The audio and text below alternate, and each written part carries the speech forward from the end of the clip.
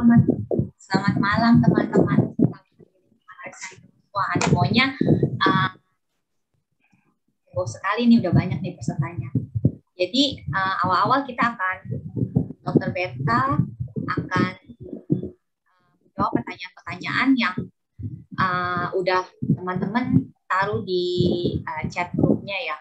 Jadi mungkin kita mulai aja ya, soalnya ada beberapa pertanyaannya lumayan banyak sih. Jadi nanti bisa dibahas satu persatu oleh Dr. Berta. Terus nanti setelah ini kalau ada pertanyaan lain bisa mungkin yang nggak sama bisa taruh juga di chat box. Kalau misalnya ada pertanyaan lagi yang mau ditanyakan. Oke, baik. Mungkin bisa dimulai aja langsung kali ya, Dok? Ya, boleh. Kita kebut deh 1,5 jam paling lama kali ya. Ya. Kalau tembus. Oke. Dr. Berta, silakan ngomong. Ya, yuk. Selamat malam semuanya, selamat malam teman-teman.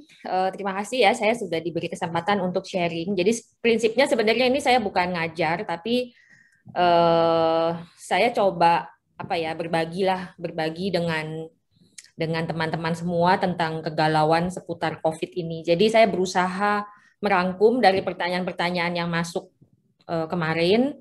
Mudah-mudahan sih bisa terjawab. Jadi nanti kalau ada yang terlewat, mungkin Yena bisa bantu untuk mengingatkan ya. Jadi supaya bisa mengakomodasi semuanya sih sebenarnya. Oke, jadi kita bicara kalau seputar COVID-19.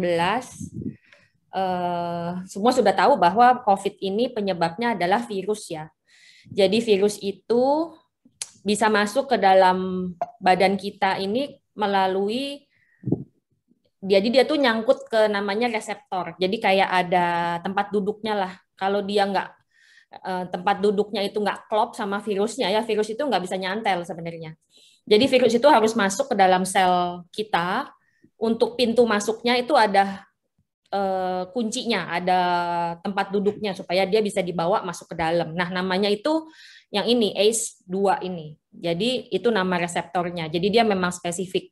Nah, masalahnya si reseptor ACE2 ini memang yang paling banyak ada di paru-paru dan saluran napas. Makanya disitulah pintu masuknya si virus COVID ini. Jadi dia memang bisa masuk ke badan kita melalui sel-sel di paru-paru dan saluran napas. Sel lain juga ada di S2 ini dimiliki oleh beberapa sel lain, tapi tidak sebanyak yang di saluran napas. Nah, masalahnya ada beberapa kondisi di mana reseptor ACE ini lebih banyak daripada orang yang lainnya. Jadi misalnya pada orang-orang yang memiliki masalah ginjal atau orang yang hipertensi, itu dia reseptor ACE-nya akan jumlahnya lebih banyak. Jadi artinya kalau tempat duduknya si virus itu lebih banyak, ya virusnya akan lebih banyak nyantel ya kan. Kalau virusnya nyantelnya gampang, ya dia akan lebih gampang ketularan. Makanya itu yang menjadi masalah pada beberapa orang yang memiliki komorbid penyakit ginjal, hipertensi, diabetes, itu karena dia memang punya reseptornya lebih banyak. Nah, setelah virus itu masuk, dia ngapain sebenarnya?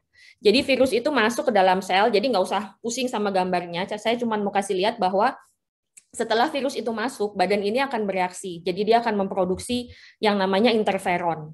Jadi itu adalah respons dari badan kita. Cuman pada beberapa orang ada yang respons interferonnya itu lambat.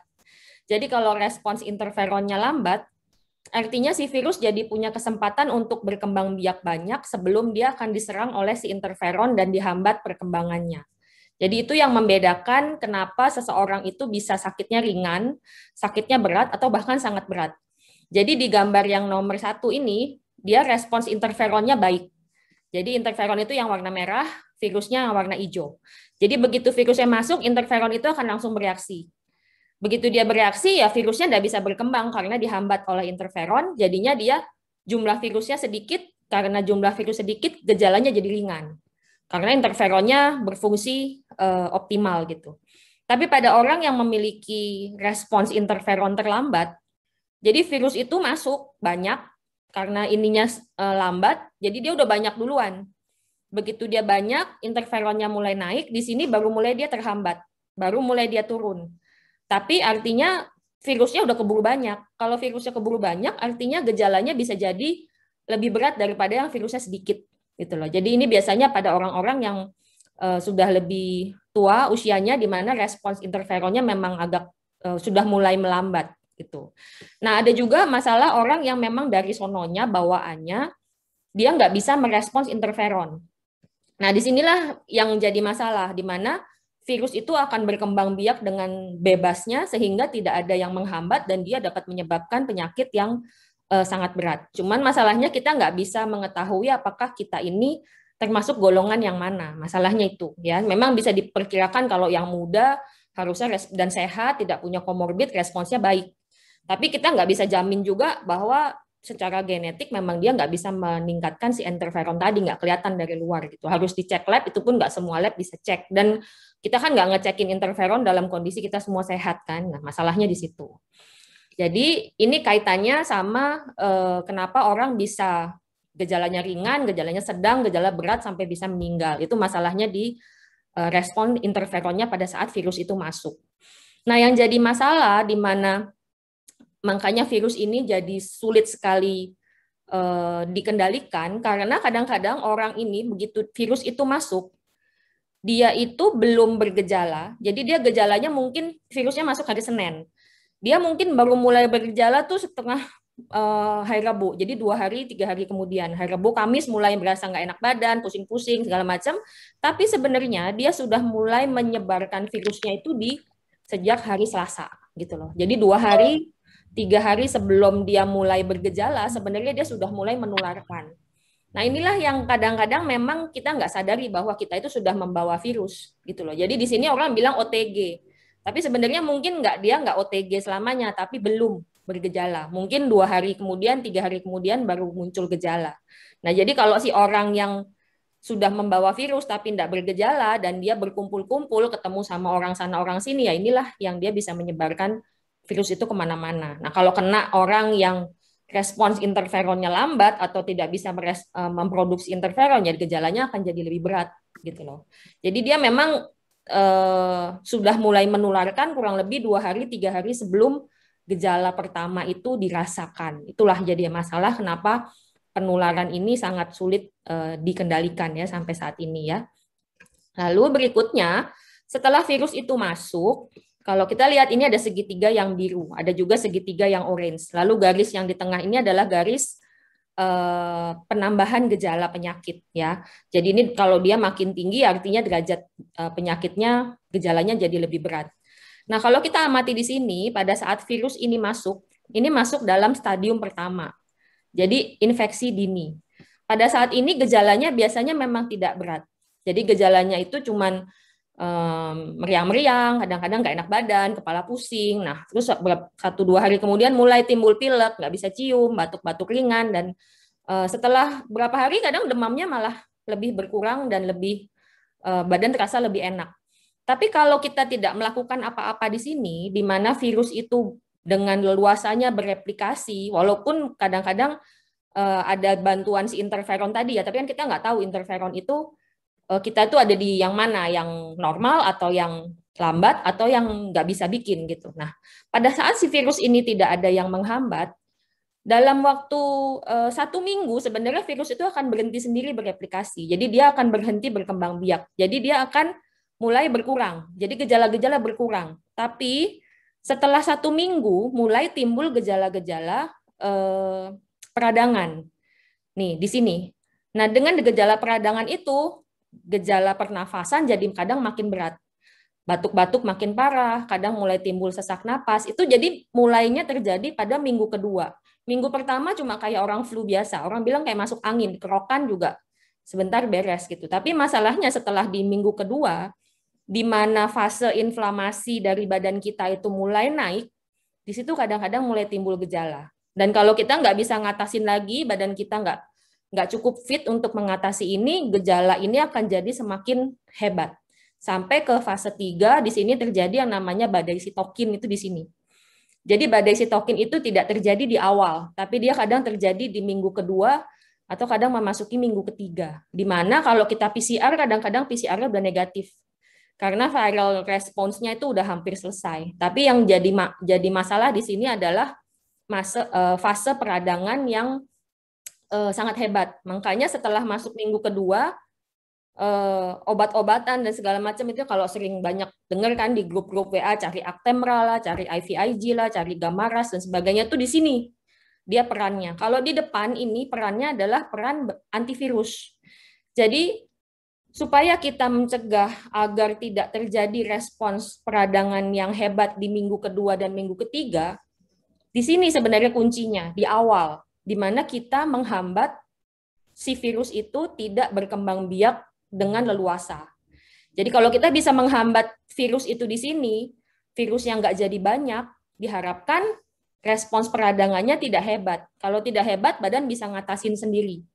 Tapi kalau di fase awal ini kita tidak berobat, tidak mendapatkan antivirus, atau antivirus yang diberikan tidak tepat dosisnya, atau dosisnya cuma nyontek dari WA orang misalnya, atau di copy paste entah dari mana, disinilah makanya virus ini tidak bisa dikendalikan, sehingga setelah 1 minggu, 2 minggu ya PCR-nya bisa negatif, tapi fase orange inilah yang nantinya akan lebih mematikan sebenarnya. Jadi kuncinya sebenarnya adalah kita bertindak sedini mungkin, mencegah supaya si fase orange ini tidak berat. Sebenarnya itu kuncinya ya. Lalu ada masalah juga perdebatan bagaimana kita membedakan apa sih yang dimaksud dengan rapid antigen, apa yang dimaksud dengan rapid antibody. Kalau sekarang antibody kita sudah tidak bisa pakai lagi sebagai penunjang diagnosis karena sudah banyak yang kena, kadang sudah kena 2 kali, kadang ada yang pernah divaksin, entah vaksin sekali, entah vaksin 2 kali, itu semua bisa mencetuskan antibody dalam badan kita. Nah, kalau antigen ini adalah kita deteksi virusnya ada apa enggak.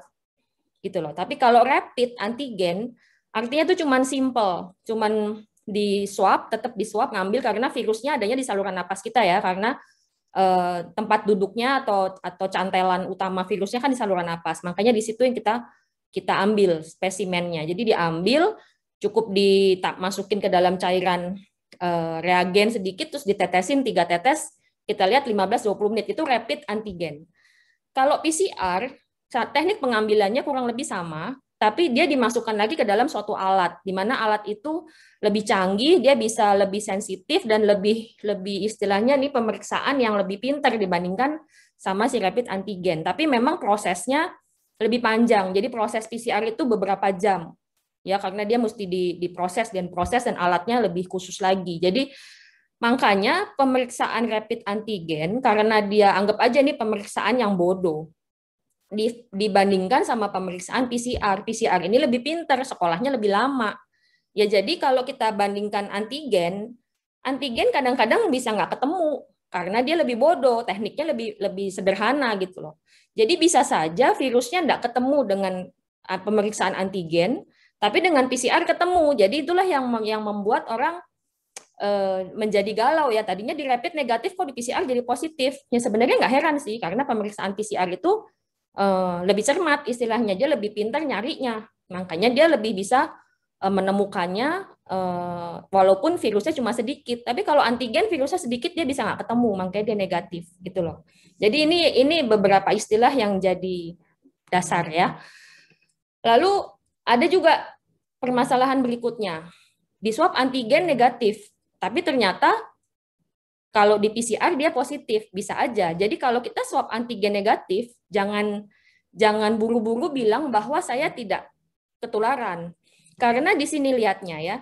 Jadi kalau misalnya grafik ini jumlah virusnya. Jadi makin di minggu pertama ini kan jumlah virus akan makin lama makin banyak. Di swab antigen itu dia ambangnya lebih tinggi. Artinya apa? Virusnya banyak baru dia bisa ketemu. Tapi kalau di PCR dia ambangnya lebih rendah. Virusnya sedikit dia bisa ketemu. Jadi kalau kita ceknya di periode ini, kita cek dengan antigen, virusnya masih ada di sini, ya bisa aja antigennya nggak ketemu. Tapi kalau kita PCR ketemu. Tapi kalau kita ceknya terlalu awal, PCR pun nggak bisa ketemu karena virusnya masih sedikit sekali. Gitu loh. Jadi pada saat dia sudah memasuki masa yang viral load atau jumlah virusnya banyak sekali, ya mau di PCR atau mau di antigen akan ketemu. Nah, pada fase dia sudah mulai mengalami penyembuhan, akan begitu lagi. Dia sudah melewati batas antigen, ya antigen nggak bisa ketemu lagi. Tapi kalau di PCR masih bisa ketemu, positif. Gitu loh. Tapi bukan berarti makanya kalau swab antigen negatif pada fase di sini, misalnya baru lewat 1 minggu pertama, gejala sudah hilang. Terus kita cek swab antigen negatif, oh artinya saya sudah sembuh, saya bisa keluyuran kemana-mana. Nah, disinilah yang jadi masalah karena sebenarnya virusnya mungkin masih ada, cuman nggak ketemu dengan swab antigen. Tapi kalau di PCR dia mungkin masih ketemu. Gitu ya. Jadi ini bagaimana kita menginterpretasikan antara swab antigen dan PCR. Jadi istilahnya kalau dengan swab antigen aja ketemu, ya di PCR harusnya ketemu lah gitu. Harusnya positif. Jadi jangan terbalik karena selama ini yang banyak saya temukan, oke, swab antigen positif, saya mau konfirmasi dengan PCR. Sebenarnya kalau swab antigen positif ditambah dengan dia ada gejala, ditambah dengan ada kontak, ya udah pasti dia positif sih kalau di PCR sebenarnya. Yang jadi masalah adalah pada saat ada kontak, ada gejala, antigennya negatif. Jangan happy, karena bisa aja virusnya nggak ketemu, tapi di PCR ketemu gitu loh. Ya, ini hati-hati bagaimana kita menginterpretasikan antara swab antigen dan PCR. Ya. Jadi kalau misalnya tadi sudah saya sebut, kalau ada gejala, lalu kita swab antigen positif, ya udah pasti harusnya dia akan positif, apalagi ada kontak. Tapi kalau swab antigen negatif, jangan buru-buru bilang bahwa tidak ketularan. Ya. Jadi harus dikonfirmasi ulang dengan PCR karena ada kontak dan ada gejala ya. Atau ulang antigen dalam waktu 1-2 hari kemudian. Nah, inilah yang sering jadi masalah karena banyak juga orang-orang di yang saya temui itu misalnya ada keluarga, ayah, ibu, anak 2. Papanya di PCR positif karena ada gejala. Lalu buru-buru semuanya satu keluarga di PCR dan negatif. Lalu buru-buru mereka semua mengungsi ke rumah oma misalnya. Anak 2 dengan satu mamah mengungsi ke rumah oma. Nah, inilah yang harus dihindari sebenarnya karena dengan dia kontak erat dengan ayahnya, bisa saja ini sebenarnya masih dalam masa inkubasi. Jadi banyak yang saya ketemukan setelah mereka mengungsi 2 hari, 3 hari kemudian mulai muncul gejala batuk pilek. Dan akhirnya seluruh rumah oma yang tempat diungsikan jadi positif. Papa, mama, anak 2 selesai, yang jadi masalah si oma. Jadi yang ini yang mesti diperhatikan bahwa kalau kita ada satu yang positif, lalu jangan terlalu buru-buru untuk cek. Karena kalau nggak ada gejala, kita kadang tunggu dulu 3 hari, karena masa inkubasi itu kan sekitar bisa sampai 2 minggu ya. Range-nya antara 2 hari sampai 14 hari. Jadi kalau kita terlalu buru-buru di hari besoknya kita langsung cek, ya mungkin memang belum ketemu gitu loh, belum ada virusnya, baru masuk ke dalam fase inkubasi. Jadi kita pantau dulu aja, isolasi yang sakit, tapi jangan kemana-mana, jangan ngungsi gitu loh maksudnya. Jadi supaya kalau nanti memang ada ketularan, kita nggak malah nyebarkan ke rumah kedua, jadi malah ada 2 rumah yang sekarang ketularan COVID semua gitu. Ini ya. Lalu kalau seandainya tidak ada gejala tapi kontak erat ya sama tadi. Kalau swab antigen positif, kita anggap dia positif. Mau dikonfirmasi dengan PCR, boleh aja. Tapi kalau enggak pun, ini sudah dianggap positif. Kalau swab antigen negatif, jangan langsung bilang negatif. Tapi konfirmasi dulu dengan PCR atau ulang swab antigen dalam waktu 1-2 hari. Kalau PCR positif, ya dia pasti confirm ini COVID. Tapi kalau PCR-nya negatif, jangan langsung bilang buru-buru bukan COVID. Ya, karena bisa saja dia masih dalam fase inkubasi tadi. Oke, nah sekarang kalau kita baca PCR yang ada CT-nya atau cycle threshold ini hanya PCR ya. Kalau swab antigen nggak akan keluar nilai CT ini. Sekarang apa sih yang dimaksud dengan nilai CT? Jadi CT atau cycle threshold ini adalah jumlah putaran mesin yang dibutuhkan untuk menemukan si virus.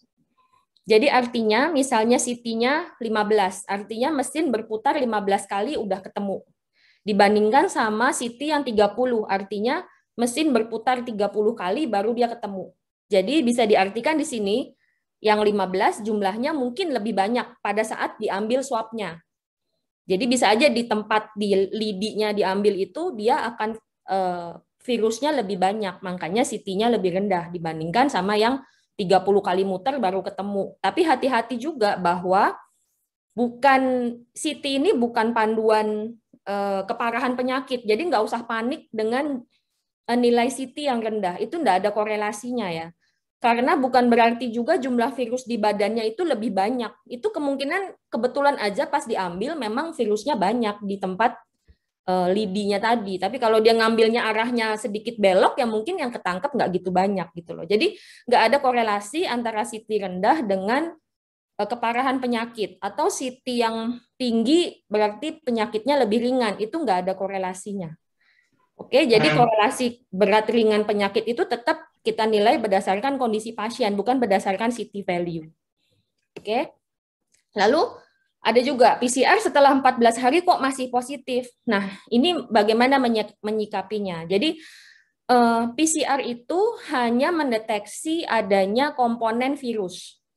Jadi mau virusnya mati atau virusnya hidup, PCR akan deteksi positif. Sedangkan untuk menentukan ini virusnya mati atau hidup, sebenarnya kita harus namanya kultur virus. Tapi itu sulit dikerjakan dan hanya di lab tertentu saja, dan ini nggak efektif kalau kita bicara massal ya. Jadi ternyata dari penelitian, setelah kurang lebih 10 hari plus 3 hari tanpa gejala, jadi diambil masa panjangnya amannya 14 hari aja. 14 hari itu ternyata kalau di kultur dari sekian ribu orang, kulturnya nggak ada yang positif. Kulturnya semua negatif. Artinya apa? Tidak ada virus lagi yang hidup setelah 14 hari. Tapi kalau di PCR, bisa saja dia ketemu, karena mungkin itu masih sisa-sisa virusnya. Jadi misalnya virus ini punya tangan, punya kaki, PCR nggak bisa membedakan lagi kalau yang ketemu cuma kakinya. Begitu ketemu kakinya doang, ya dibilang positif gitu loh. Jadi nggak bisa membedakan ini virusnya mati atau hidup. Jadi dengan gejala ringan kita menganggap bahwa 10 hari sudah selesai. Tapi kalau kita cek PCR, itu masih bisa positif bisa sampai 3 bulan loh. Jadi makanya PCR itu kita nggak ada gunanya mengulang-ulang, dan nggak usah panik dengan PCR yang masih positif setelah 14 hari. Nggak perlu juga menunggu diulang-ulang sampai dia negatif, karena negatif itu bisa terjadi setelah 3 bulan, bayangkan. Jadi kita nggak pada tempatnya lagi mengulang-ulang PCR. Cuman pada di rumah sakit ada beberapa kondisi dokter yang menentukan apakah memang PCR ini butuh negatif dulu, misalnya pada orang dengan gejala berat ya.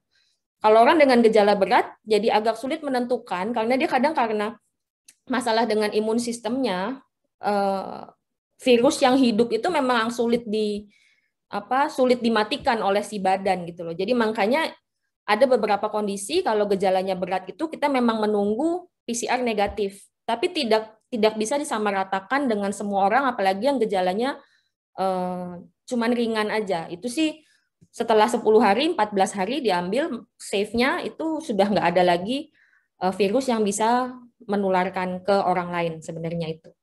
Lagi ini diulang lagi bahwa nilai CT ini kenapa CT-nya kok naik turun, kemarin dicek, jadi begitu dicek lagi turun, dicek lagi kok naik lagi. Nah ini juga CT tidak bisa digunakan untuk menilai jumlah virus dalam badan. Itu hanya menilai jumlah virus yang keambil pada saat swab. Dan tidak bisa menilai derajat keparahan penyakit, tidak bisa juga menilai penularan atau menilai kesembuhan. Jadi nilai CT itu sebenarnya nggak begitu penting. Ya, jadi orang terlalu kadang banyak ini CT-nya masih rendah, lalu kebingungan. Sebenarnya nggak penting. Yang penting gejalanya sudah mereda, sudah hilang, CT-nya berapapun terserah gitu sebenarnya. Oke. Nah, sekarang kalau kita masuk ke dalam gejala. Gejala itu sangat tidak spesifik ya. Gejala COVID itu bisa macam-macam. Bisa mulai ada yang demam, ada yang nggak demam tapi ada batuk pilek, ada juga yang nggak demam, nggak batuk pilek tapi kok nggak bisa cium doang. Jadi ini sangat-sangat tidak spesifik. Jadi dia bisa menyerang atau bisa menimbulkan gejala macam-macam, bukan hanya gejala saluran napas.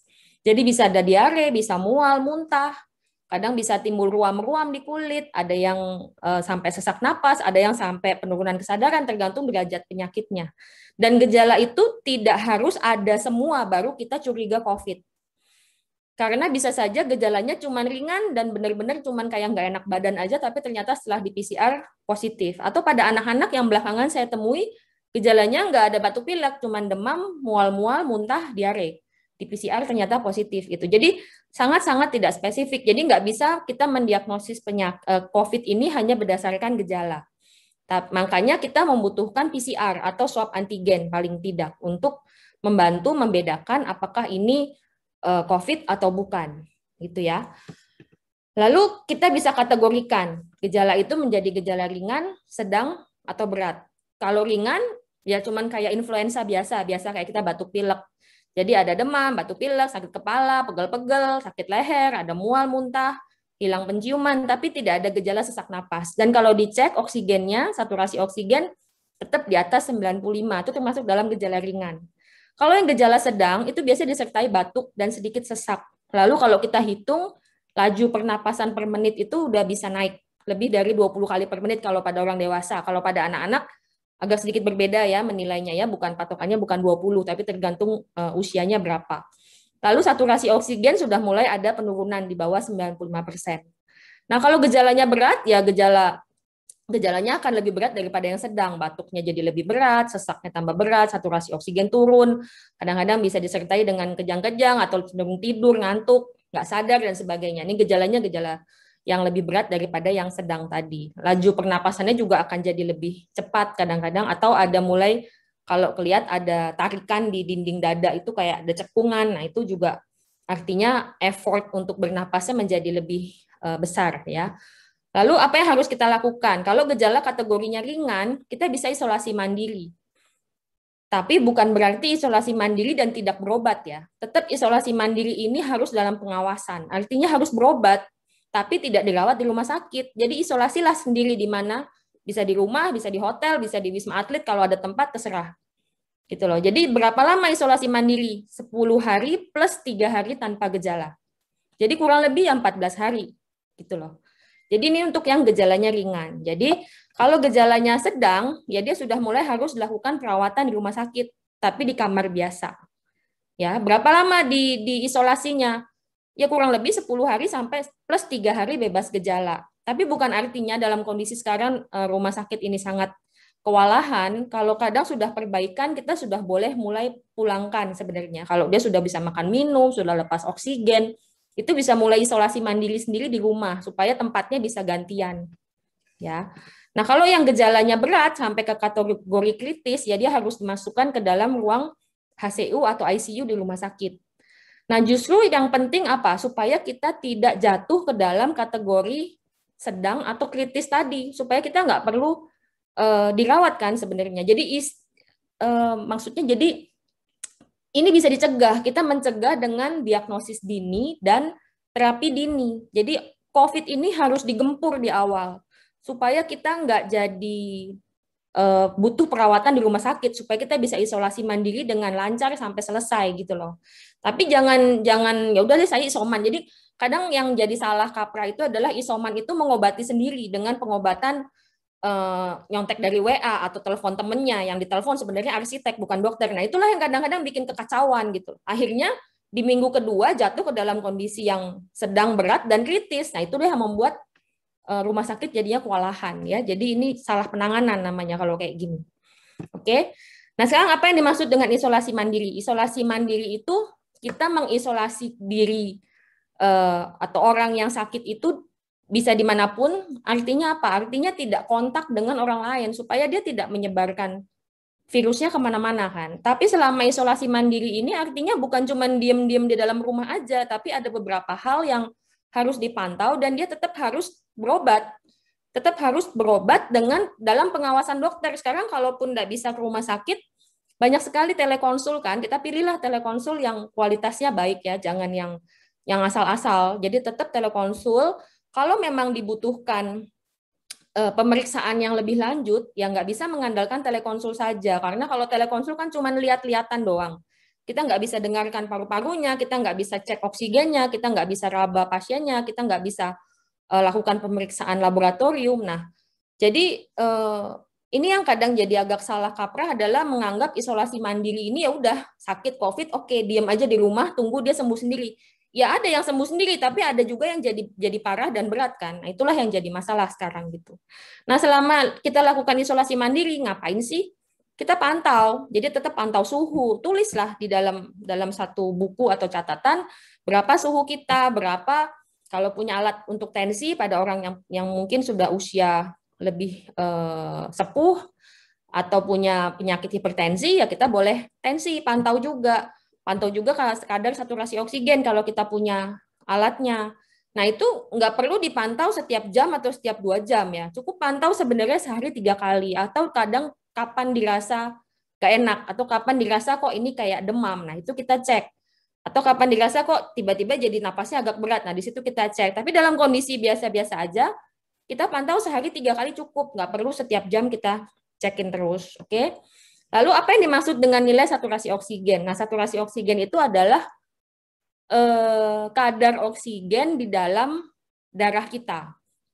Normalnya kadar oksigen itu antara 95 sampai 100. Nah, yang mesti diwaspadai adalah kalau yang sudah mulai di bawah 95. Cuman begitu ada bacaan di bawah 95, jangan panik dulu. Kadang-kadang pulse oximetry itu kan namanya alat ya. Alat itu nggak selalu 100% pembacaannya akurat. Jadi kadang kita perlu ulang, pindah tempat. Atau kadang-kadang kalau tangan kita tuh dingin. Karena itu dasarnya adalah mengukur berapa kadar oksigen dalam aliran darah. Tapi kalau tangan kita itu dingin atau basah, ya dia alatnya nggak akan bisa mengukur dengan akurat gitu loh. Jadi kita mesti hangatkan dulu tangan kita, keringkan supaya jangan basah, baru kita ukur ulang atau pindah tempat. Jadi nggak usah buru-buru panik.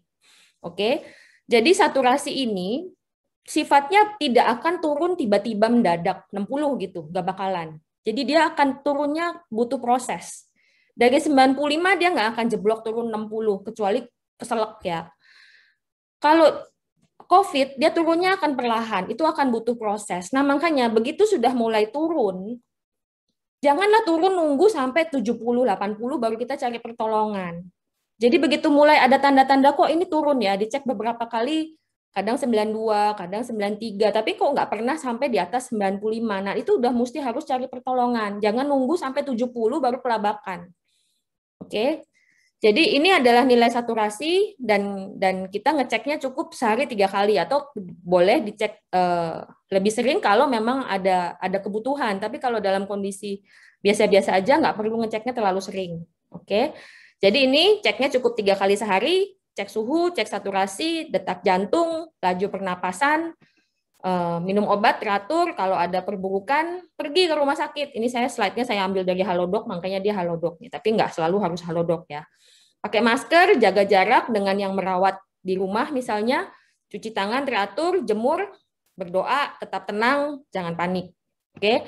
Nah, lalu siapa saja yang memiliki resiko perburukan pada saat kita melakukan isolasi mandiri, yaitu pada orang-orang yang usianya sudah di atas 45 tahun. Itu mesti diawasi sedikit lebih ketat atau dipantau lebih sering misalnya. Atau yang memiliki komorbid, diabetes, kegemukan, sakit ginjal atau imun, penyakit jantung, kanker dalam pengobatan yang membutuhkan obat-obatan yang menekan sistem imun, misalnya dalam kemoterapi, atau penyakit ginjal yang membutuhkan obat-obatan menekan sistem imun, itu kita harus sedikit lebih waspada. Jadi begitu mereka ini positif, harusnya yang memiliki komorbid ini atau yang sudah di atas 50, 40, 50 itu sudah harus memeriksakan diri ke dokter. Dokter itu banyak sekarang ya di rumah sakit. Rumah sakit itu mereka membuka poli bayangan, poli extension gitu, kita bisa cari dokter ke sana. Nggak selalu harus ke UGD. Kalau yang nggak ada emergensinya, kita berobat jalan, berobat ke poli ya. Jadi jangan berobat melalui WA atau takut ke rumah sakit. Sebenarnya rumah sakit itu tidak menyeramkan ya. Kalau yang sudah positif juga, kenapa juga takut sama apa gitu. Mau juga kita yang negatif ini takut sama yang positif sebenarnya, ya kan? Jadi kalau yang sudah positif nggak perlu takut kemana-mana. Tapi jangan juga keluyuran supaya jangan menyebarkan ke orang lain. Oke. Jadi isolasi mandiri harus dilakukan, tapi dilakukan dengan pengawasan. Jadi isolasi mandiri ini berbahaya jika dilakukan tanpa pengawasan. Ini yang perlu dicamkan ya, jangan isolasi mandiri konsulnya sama teman yang bukan dokter, jangan. Oke. Jadi kalau memang ada perlu pertolongan, jangan ragu-ragu, pergilah ke rumah sakit. Ke rumah sakit nggak harus cari UGD, cari poli. Justru makanya kita pergi ke rumah sakit, jangan menunggu kondisi berat, di mana kita harus cari UGD, UGD-nya kewalahan gitu loh. Justru kita cegah supaya kita jangan jatuh ke dalam kondisi yang berat. Jadi pergilah seawal mungkin supaya kita bisa lakukan pengobatan dengan baik di awal dan kita bisa mencegah penyakitnya itu jadi jatuh ke kondisi yang berat, ya. Lalu kalau kita sedang isolasi mandiri lalu dirasa ada perburukan, tetap konsultasi, cari tempat, pakai oksigen sementara, lalu posisi berbaring sebenarnya yang nyaman, nggak harus tengkurap juga, cuman memang ada penelitian bahwa posisi tengkurap itu bisa meningkatkan saturasi oksigen karena performa pernapasan dan paru-parunya jadi lebih baik. Nah, yang penting diketahui di sini, oksigen ini bukan pertolongan satu-satunya. Jadi oksigen ini sebenarnya hanya sementara kita mencari tempat di rumah sakit. Jadi janganlah kita mencari oksigen tabung sebesar-besarnya supaya kita bisa berikan oksigen orang di rumah lalu nggak kemana-mana. Nggak bisa ya. Jadi oksigen itu kita berikan hanya sementara di rumah karena yang dibutuhkan pada orang COVID yang sesak napas dan butuh oksigen itu bukan cuma oksigen doang. Jadi kalau cuma dikasih oksigen doang ya jangan harapkan kondisinya akan perbaikan, nggak bakalan, malah jadi akan lebih perburukan. Ya, jadi oksigen ini hanya benar-benar pertolongan pertama sambil mencari tempat di rumah sakit. Justru kita mencegah supaya jangan sampai kita butuh oksigen sebenarnya. Jadi terapi sedini mungkin. Oke, lalu kita masuk ke pengobatan. Nah, pengobatan ini juga harus diperhatikan. Gejala klinis berbeda-beda, penyakit komorbid juga beda, umur beda. Jadi obat itu nggak ada yang obat template. Kan banyak sekarang kan keluar list di WA, kalau COVID pakai obatnya ini aja, beli obatnya obat sendiri. Dosisnya pun beda-beda, karena pemilihan obat itu pertimbangannya banyak, bukan cuman kalau COVID obatnya ini. Jadi banyak sekali yang WA saya COVID obatnya apa ya dok?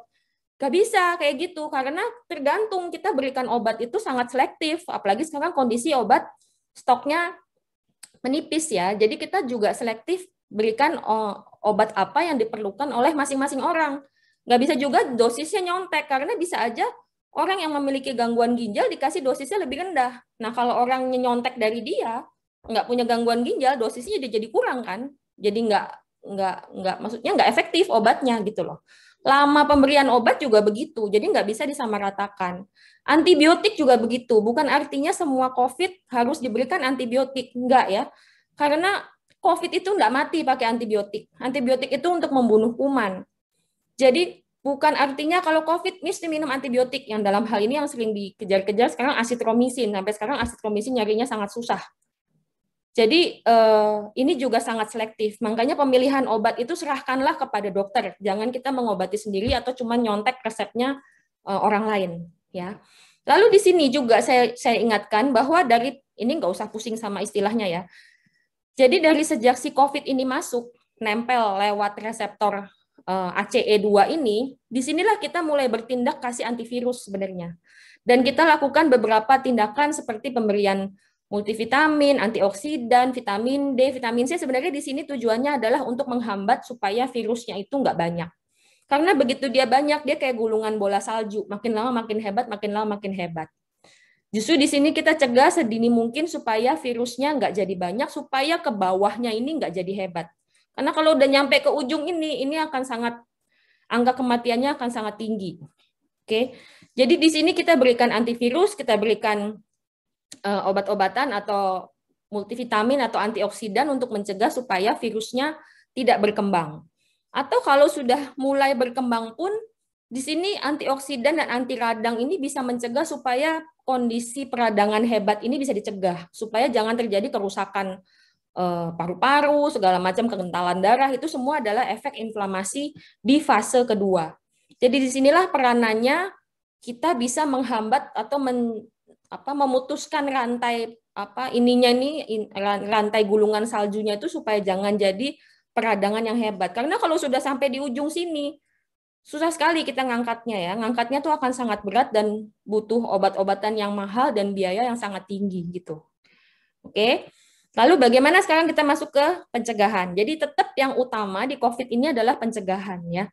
Bagaimana kita mencegah supaya virus ini jangan masuk. Atau kalau amit-amit masuk, janganlah masuknya banyak-banyak. Karena makin banyak virus yang masuk, makin kewalahan badan kita. Makanya kita harus pakai masker. Masker itu kita harus pakai yang benar, nutupin hidung, mulut, dagu. Jangan maskernya dibuka tutup, jangan maskernya sebentar-sebentar diangkat, dipegang-pegang bagian depannya itu adalah kita anggap kontaminan. Jadi virusnya mungkin sudah nyangkut di bagian masker yang paling depan. Jadi kalau kita pegang-pegang terus nggak sengaja kita kucek mata, mata itu ada hubungannya dengan hidung. Jadi si virus akan bisa masuk ke dalam saluran napas kita gitu loh. Jadi kita pakai masker yang baik. Anjuran dari CDC, WHO sekarang kita pakai masker double. Jadi masker medis di dalam, masker kain di luar. Jangan terbalik ya. Jadi pakai masker yang baik, lalu pastikan di ruangan tertutup itu kita memiliki ventilasi yang baik. Jadi dibuka jendela itu jangan ditutup terus supaya apa? Supaya virus yang ada banyak di ruangan itu tercairkan gitu loh. Jadi terdilusi oleh sirkulasi yang baik supaya kalaupun misalnya ada virus yang masuk ke badan kita itu enggak banyak. Kalau enggak banyak, badan kita mudah-mudahan bisa ngatasin, enggak sampai terjadi dalam reaksi peradangan yang hebat tadi. Jadi hindari ruangan yang tertutup dengan orang banyak. Pasti ya, karena dalam ruangan tertutup dan orang banyak, konsentrasi virusnya akan lebih tinggi. Kerumunan orang-orang walaupun di tempat terbuka juga harus kita hindari. Jadi jangan kita berkerumun, kalau tempat yang rame-rame kita mendingan hindari. Lalu yang kedua apa? Kita siapkan badan kita supaya kalau virusnya masuk, badan kita tuh udah ready. Gimana kita siapkannya? Satu, vaksin. Ya, kalau dengan vaksin ini kita artinya mengenalkan badan kita terhadap virus. Jadi kalau badan kita nggak kenal ada musuh yang masuk, badan kita tuh agak lemot gitu loh. Jadi mesti mikir dulu. Nah, pada saat proses badan ini mikir, virusnya udah keburu banyak. Jadi gejalanya jadi berat. Nah, kalau kita sudah dikenalkan dengan vaksin, artinya badan kita udah kenal, udah ada memori, udah inget. Begitu si virus ini masuk, badannya udah langsung inget, jadi langsung diserang. Makanya virusnya nggak jadi banyak. Lalu bikinlah kita itu punya badan sehat sebelum virusnya masuk. Jadi orang-orang yang sudah memiliki komorbid, misalnya obesitas, ya sekarang dikontrol obesitasnya, turunin berat badannya, jangan masuk dalam kategori obesitas. Atau yang punya darah tinggi, diabetes, dikontrol lah diabetes dan hipertensinya, minum obat lah yang teratur. Atau kalau sudah lama nggak check up lah untuk tahu, untuk pantau maksudnya status diabetes kita atau status hipertensi kita seperti apa. Atau kalau sebelumnya orang nggak tahu punya diabetes atau hipertensi, check up lah. Karena banyak sekali sekarang yang nggak tahu kalau dia diabetes, begitu kena COVID, dicek, ternyata diabetes, nggak ketahuan gitu. Nah, itu terus jadi berat gitu. Jadi kita harus punya pola hidup yang baik, pola hidup yang sehat. Jadi istilahnya kita train badan kita supaya kalau virus itu menyerang, badan kita sudah ready untuk perangnya gitu loh. Jangan kita badan kita tuh punya komorbid, pola hidup tidak sehat, tidak minum suplementasi vitamin atau antioksidan, itu juga bikin sel kita jadinya lebih lemah ya. Justru kalau kita mau siap perang itu kita harus badan kita tuh dipersiapkan, sel kita dipersiapkan, fungsinya jadi optimal. Mudah-mudahan kalau ada musuh datang, badan kita tuh ready. Jadi virusnya lebih cepat diserang dan dieliminasi istilahnya. Terus kita suruh ngapain ya? Pakai masker, jangan males pakai masker. Jadi pakailah masker. Kalau kita merasa badan kita nggak enak atau udah mulai timbul ada gejala-gejala, di rumah pun kita pakai masker. Ya untuk menghindari supaya orang satu rumah nggak ketularan toh kalau memang ternyata kita positif. Oke, lalu batasi mobilitas ya, sekarang ada PPKM, dipaksa bahwa kita tidak banyak interaksi dengan orang lain dan nggak banyak kegiatan di luar ya. Lalu vaksin, jangan ragu-ragu untuk vaksin. Jadi orang-orang yang tidak memiliki halangan untuk vaksin, vaksinlah. Karena orang yang memiliki kayak autoimun atau penyakit yang tidak terkontrol itu atau yang sedang kemoterapi kan nggak bisa divaksin. Justru dengan kita vaksin, kita melindungi mereka sebenarnya karena kita lebih kebal dan tidak menularkan COVID ini kepada mereka yang nggak bisa vaksin. Lalu jangan percaya sama hoax ya, banyak sekali berita-berita di WA atau di manapun lah. Jadi kita lebih selektif dan berpikirlah secara logis. Jadi kalau dengar berita-berita yang aneh, kita konfirmasi kepada orang yang paham, jangan langsung sebar. Jangan langsung sebar. Bahkan dokter-dokter pun harus update ilmu sebenarnya, karena tentang COVID ini selalu berubah. Jadi penanganan COVID tahun lalu, pada saat ini baru awal mulai, itu sudah mengalami 3 kali pergantian, 3 kali perubahan. Jadi kita harus selalu update sekarang yang dipakai guideline-nya yang mana. Jangan guideline yang dulu terus itu yang dipakai terus. Jadi misalnya kayak PCR 2 kali negatif itu dulu tahun lalu gitu loh. Di mana kita nggak punya data bahwa setelah 14 hari virusnya udah nggak ada yang hidup. Jadi dipakailah PCR negatif. Jadi sampai berbulan-bulan, ada yang 2 bulan, 3 bulan masih tetap di PCR, terus kerjanya setiap hari, setiap minggu gitu loh. Nah sekarang kan sudah nggak dipakai lagi. Nah sekarang kita update. Jangan kriteria yang lama itu masih dipakai terus, nggak. Jadi kita nggak maju, nggak bisa move on lah ceritanya gitu ya. Terus masalahnya juga banyak pertanyaan. Habis vaksin kok malah kena COVID. Jadi apakah vaksin bisa menyebabkan COVID? Jadi pikir aja. Vaksin COVID itu isinya adalah virus mati. Jadi virus mati yang nggak bisa hidup lagi, emangnya zombie gitu kan? Jadi virus mati nggak akan bisa menyebabkan COVID. Kalau habis vaksin terus dia di PCR ternyata positif, ya berarti dia ketularan sebelum vaksin atau pada proses dia divaksin. Misalnya pakai maskernya nggak benar karena orang banyak. Ya disitulah virus COVID-nya masuk. Jadi bukan karena vaksinnya. Ingat ya, jadi virus mati atau bagian atau komponen dari virus itu tidak akan bisa menyebabkan PCR positif. Jadi nggak ada lagi pertanyaan, habis vaksin kok PCR positif? Ya positif karena ketularan, bukan karena vaksinnya. Oke, jadi setelah vaksin kok bisa timbul gejala, demam, badan sakit semua, sakit kepala, seperti gejala COVID. Jadi sekarang bingung nih karena vaksin apa karena COVID. Jadi biasanya respons karena vaksin itu hanya sebentar, tidak akan lebih dari 3 hari. Jadi kalau 2 hari, 3 hari kok makin lama makin berat, ini kemungkinan besar bukan karena vaksin. Ya, jadi efek vaksin itu ringan. Demam pun tidak akan demam yang tinggi sampai 39. Efek vaksin biasanya demam tuh anget-anget, paling mentok 38. Anak-anak paling mentok 38,5. Kalau udah lebih dari 38,5 itu bukan lagi karena vaksin gitu loh. Jadi ada gejala ini wajar karena badan kita dikasih bagian dari virus atau virus matinya yang memang bisa menimbulkan tujuannya adalah untuk memancing respon kekebalan tubuh. Nah, disitulah memang bisa timbul gejala-gejala yang seperti dijelaskan tadi. Tapi gejala itu biasanya ringan dan cepat hilang. Ya. Lalu, apakah pada saat kita mau vaksin, kita harus swab dulu, entah antigen atau PCR sebelum kita divaksin? Sebenarnya hal ini tidak diperlukan karena nggak ada artinya juga kita PCR 3 hari yang lalu, terus kita vaksin, 3 hari berikutnya PCR bisa jadi positif. Bisa aja, karena hasil swab ini sebenarnya real time, jadi hanya berlaku pada saat itu. Kalau kita nunggu 3 hari kemudian, 5 hari kemudian, iya swab saya negatif, tapi 5 hari yang lalu. Sekarang saya bergejala, ya swab yang 5 hari yang lalu itu udah nggak laku. Jadi ini juga berlaku pada saat kita mau vaksin. Jadi nggak perlu kita swab dulu sebelum kita vaksin. Lalu kalau misalnya kita sakit atau OTG, karena kita nggak tahu ya badan kita ada virusnya, terus kita divaksin, apakah akan timbul masalah? Enggak, ya. Jadi vaksin itu tidak akan menimbulkan masalah pada orang yang OTG karena nggak tahu kalau dia sudah kemasukan virus. Jadi nggak perlu khawatir. Jadi tidak akan jadi masalah misalnya bikin penyakit COVID itu jadi lebih berat gitu. Itu nggak akan kejadian karena si vaksin itu bukan virus yang bisa menyebabkan penyakit.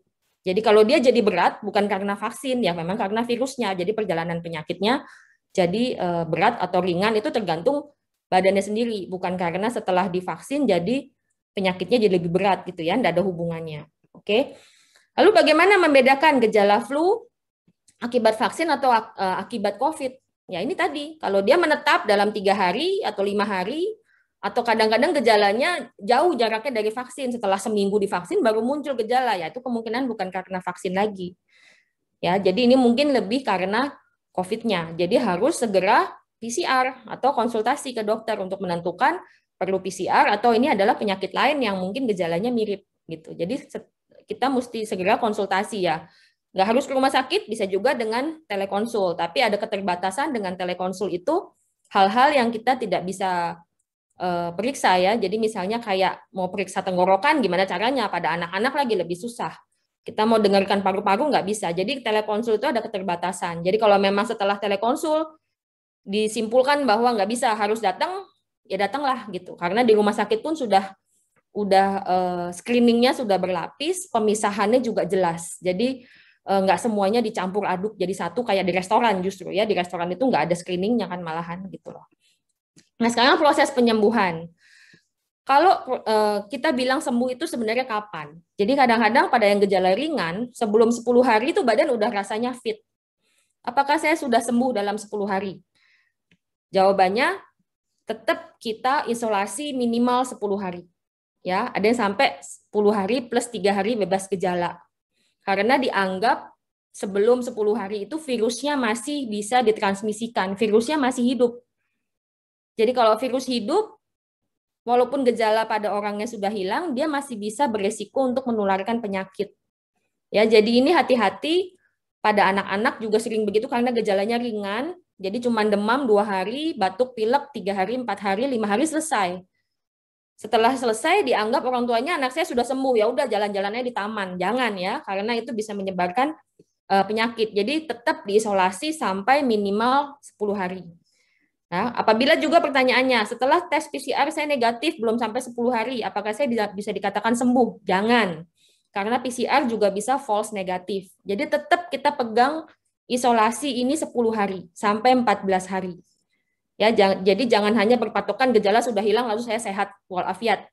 Ya mungkin Andanya sehat, tapi Anda masih bisa menularkan penyakit COVID ini kepada orang lain dan orang lain bisa jadi penyakitnya berat. Oke. Jadi kesembuhan COVID itu dipengaruhi oleh apa sih sebenarnya? Ya, tadi itu respons imun, respons antibody, ada namanya sel T sitotoksik. Jadi ini kompleks ya, cukup kompleks, tapi artinya kekebalan badan kita itulah yang mempengaruhi kita itu bisa sembuhnya seperti apa. Sembuhnya cepat, gejalanya ringan, atau malah jatuh ke dalam kondisi yang berat, ini modal awalnya. Makanya kita harus membuat sistem imun kita itu sebelum kena COVID itu fit, baik gitu loh. Lalu juga kalau paparannya virusnya banyak, ya badan kita nggak akan bisa ngatasin. Jadi makanya bagaimana kita mencegah supaya paparan virus kita nggak banyak, pakai masker. Jadi kalau yang virus masuk cuma sedikit, sebagian besar akan tertahan oleh masker gitu loh. Lalu pentingnya di sini apa? Deteksi dini dan monitor yang baik. Jadi semakin dini kita mengetahui, jadi jangan takut untuk PCR, jadi jangan bohong atau jangan ragu-ragu kalau kita memang merasa gak enak badan, apalagi kita ada riwayat kontak dekat dengan orang yang COVID, segeralah kita PCR, karena dengan keuntungannya dengan kita mendeteksi dini, kita lebih cepat dapat pengobatan. Ingat ya bahwa tadi di awal virus itu harus digempur dengan full force di awal supaya nantinya di minggu kedua, minggu ketiga kita tidak jatuh dalam kondisi reaksi peradangan yang sangat hebat. Jadi segera deteksi, segera diobati, kalau memang harus isolasi, pantau, monitor yang baik. Kalau ada sesuatu yang dirasa jadi lebih berat, jangan ragu-ragu, cari pertolongan. Datang periksa ke rumah sakit sebelum jatuh dalam kondisi yang sangat berat. Oke? Jadi sejak awal kalau misalnya nggak ada gejala, ya ini tadi, isolasi 10 hari. Nggak muncul gejala pun tetap isolasi 10 hari. Oke, jadi isolasi harus benar, tidak ada kontak erat, jangan keluyuran, yang namanya isolasi jangan keluyuran. Kalau bisa pakai masker selalu untuk mengurangi apa? Mengurangi konsentrasi virus di ruangan. Ya, jadi kita waspada atau hati-hati dengan orang yang di satu rumah sama kita, apalagi dia masih negatif. Tapi jangan ngungsi, ya, jangan buru-buru mengungsikan orang-orang yang negatif itu, karena ingat bahwa virus ini sudah bisa menularkan 2 hari atau 3 hari sebelum kita muncul gejala. Jadi kadang-kadang ini belum muncul aja, tapi kadang setelah 2 hari, 3 hari kemudian baru muncul gejalanya, gitu loh. Jadi kalau sejak awal bergejala, ini kita 10 hari plus 3 hari tanpa gejala, lama isolasinya. Kalau pada gejala yang berat di rumah sakit, kita butuh memang ada PCR 1 kali negatif, paling enggak untuk bilang bahwa kondisi atau gejalanya sudah tidak berhubungan lagi dengan virus COVID. Jadi ini mungkin sisa-sisa reaksi peradangannya aja, tapi COVID-nya sebenarnya sudah lewat. Jadi ada yang namanya post-COVID syndrome sekarang, ya. Oke, jadi fokuslah untuk sembuh. Jadi bukan hanya mencari hasil swab negatif atau PCR negatif, karena nilai kesembuhan itu bukan hanya dari hasil itu, karena banyak sekali faktor yang mempengaruhi, ya. Jadi sembuh dari COVID itu artinya apa? Klinisnya baik, jadi gejala tidak ada, baik secara subjektif maupun objektif, yakni dari laboratorium, dan sudah tidak menular lagi. Jadi intinya kan kita mau menghentikan kan pandemi ini, jadi kita juga harus tanggung jawab supaya kita jangan menularkan kepada orang lain. Lalu isolasi mandiri dalam pengawasan dokter, jangan nyontek dari terapi orang lain. Saya rasa sekian sharing saya. Mudah-mudahan bisa menjawab pertanyaan-pertanyaan yang kemarin dikumpulkan. Apakah mungkin ada pertanyaan yang belum terjawab kah, Yena atau Vivin? Thank you, Dr. Berta. Kalau saya thank you, kira-kira untuk teman-teman sama teman Alexandros, apakah masih ada waktu, apakah ada hal lain yang masih mengganjal di hati atau masih mau ditanyakan, itu boleh. Soalnya di chatnya saya lihat belum ada nih. Saya boleh bertanya? Ya, boleh. Siapa? Cilinda ya? Tidak, iya. Yes. Cilinda. Dok, jadi gini, kan itu virus sekarangnya kan mutasi itu lewat droplet dulunya ya. Sekarang sudah berkembang, katanya lewat udara. Apakah itu benar? Terus kalau memang udara, berarti kita nggak boleh sama sekali buka masker selama kita di luar. Mau makan apapun, kita mau apa, nggak boleh buka. Yang kedua, pertanyaan saya adalah, kalau orang sudah divaksin pertama, dia dapat ini COVID, dia sekarang isoman, untuk mau vaksin kedua, bisakah dia? Walaupun nanti saya kan nggak tahu ya, PCR-nya nanti ini mendekati vaksin kedua, itu boleh nggak dia vaksin, misalnya dia negatif nih, hasilnya PCR-nya negatif, dia boleh vaksin nggak yang kedua? Tapi kalau positif, mungkin juga kita yang takut ya, kalau dia datang gitu. Thank you, itu aja. Iya, jadi penularan COVID ini sekarang sudah disepakati dia airborne ya. Jadi dulu awalnya dibilang droplet, ada yang bilang airborne. Sekali lagi itu masih dalam proses pengkajian. Karena COVID ini kan sebenarnya barang baru di dunia ini kan. Baru muncul akhir tahun 2019, 2020 baru ada di Indonesia. Jadi semuanya itu masih gelap. Jadi nggak heran semuanya itu akan berubah-berubah. Jadi yang awalnya dibilang droplet ternyata sekarang airborne. Ya kalau airborne dan droplet itu sebenarnya mirip, kurang-kurang lebih penularannya tetap lewat saluran pernapasan, tapi airborne itu partikelnya lebih kecil, makanya dia bisa terbang lebih jauh dibandingkan droplet. Kalau droplet itu dia partikelnya besar, jadi dalam jarak 2 meter aja dia akan jatuh, ikut gravitasi, ya jatuh ke tanah atau ke barang-barang yang ada di sekitarnya gitu loh. Tapi kalau airborne dia memang bisa sedikit lebih jauh, tapi yang nggak jauh-jauh amat juga, tetap ada batasnya ya, bukan artinya dia melayang-layang di udara bisa pindah-pindah dari satu rumah ke rumah yang lain sih, nggak kayak gitu juga sih sebenarnya. Ya, tapi makanya karena kita nggak bisa lihat ini barangnya mau airborne kayak mau droplet kan kita nggak bisa lihat ya, ya tetap pakai masker. Makanya sekarang tidak dianjurkan untuk makan-makan di luar kan, karena kita nggak tahu apakah ruangan ini bekas ada orang COVID yang batuk-batuk kan kita nggak tahu. Jadi tetap waspada, pakai masker selalu kalau kita ada di luar rumah ataupun di dalam rumah kalau kita memang ada serumah dengan orang yang suspek atau bahkan orang yang sudah terdiagnosis COVID gitu. Jadi kita sendiri waspada lah. Dan bisa juga kita sebenarnya pakai masker itu 2 arah. Artinya kita melindungi orang dari kita atau kita melindungi kita dari orang. Ya kan? Kita bisa aja OTG, kita nggak tahu. Kalau kita nggak pakai masker, ya kita yang nyebarin. Tapi kalau kita pakai masker, mau kata kita OTG, kita nggak nyebarin ke orang kan gitu.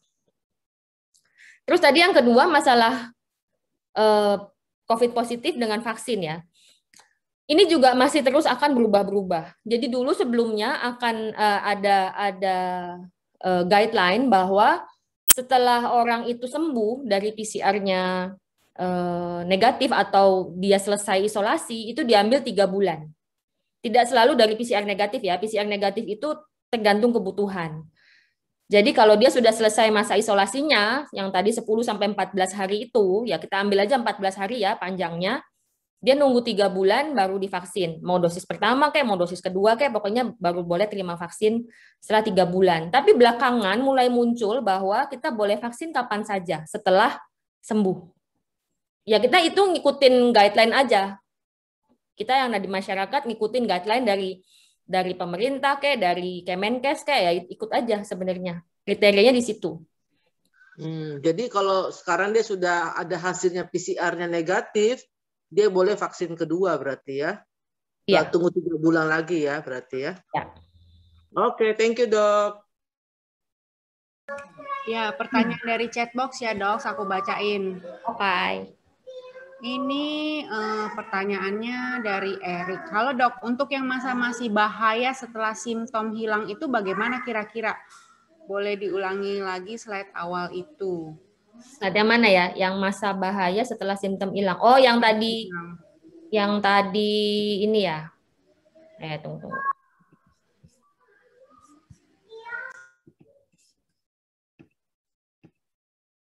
Nah, ini kah? Ini bukan Erik, iya benar nggak Erik? Halo, belum kelihatan Ya. slide-nya? Kelihatan Ya, dok. aku belum share screen ya. Maaf. Nah, yang ini. Ya, betul. Itu ada kaitannya dengan D-dimer juga, dok. Kebetulan kan orang tua saya pernah kena COVID. Jadi saya pengen nanya, kan D-dimernya itu kan sudah diperiksa, sebelumnya emang tinggi sekali 1.800-an. Nah, itu kan yang normal itu di bawah 550. Apakah perlu makan obat selama masih di atas 550 atau misalnya sudah turun jadi 600 atau 700 itu bisa stop atau harus terus gitu? Itu mesti komunikasi dengan dokter yang merawat. Ya, karena kan ada banyak sekali faktor sebenarnya bukan hanya dari D-dimer.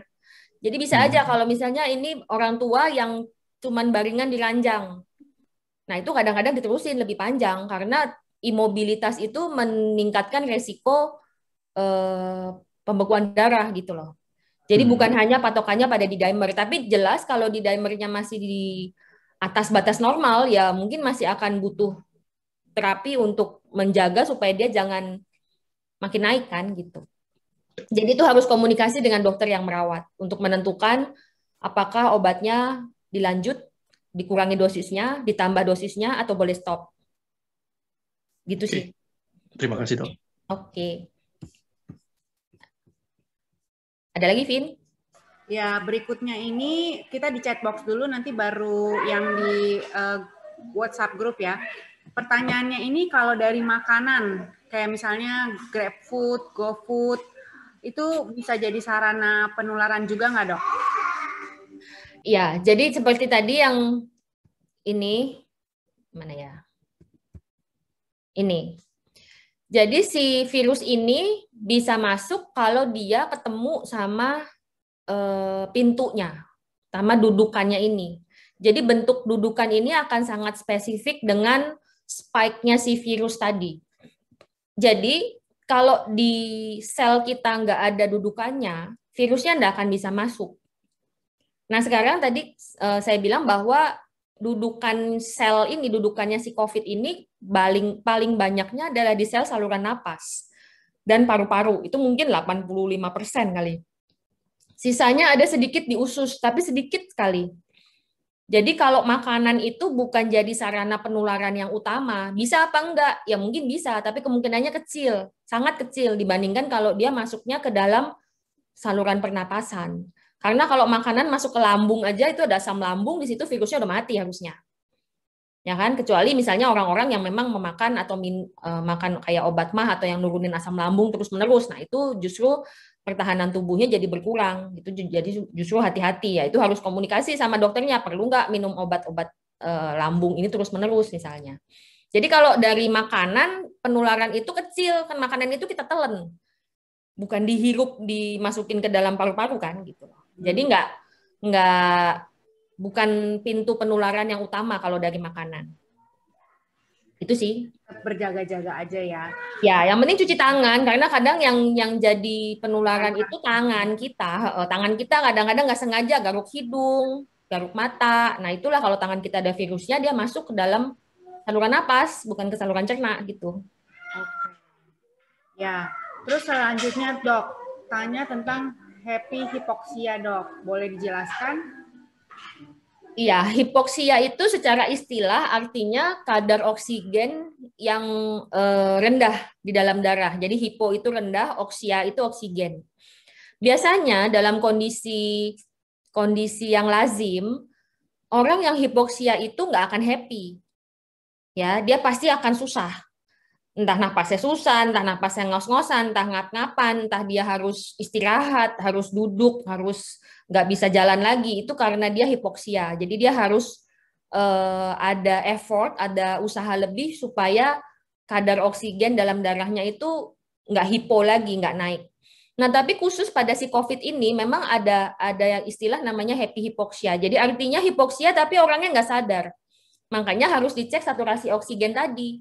Jadi belum tentu orang yang kadar saturasi oksigennya rendah itu nggak happy. Jadi artinya dia nggak merasa kenapa-napa gitu badannya. Tapi kalau dicek saturasi oksigennya justru sudah mulai turun. Jadi itu namanya happy hypoxia. Ya memang si COVID ini selain dia menyebabkan masalah di paru-paru, dia juga menyebabkan masalah kayak transport oksigen itu ya. Jadi oksigennya memang bisa turun, tapi orangnya nggak berasa sesak napas. Nah ini yang kadang-kadang memang nggak bisa kelihatan, apalagi oleh orang awam. Ya itulah kita butuh alat yang namanya ngecek saturasi oksigen itu gitu.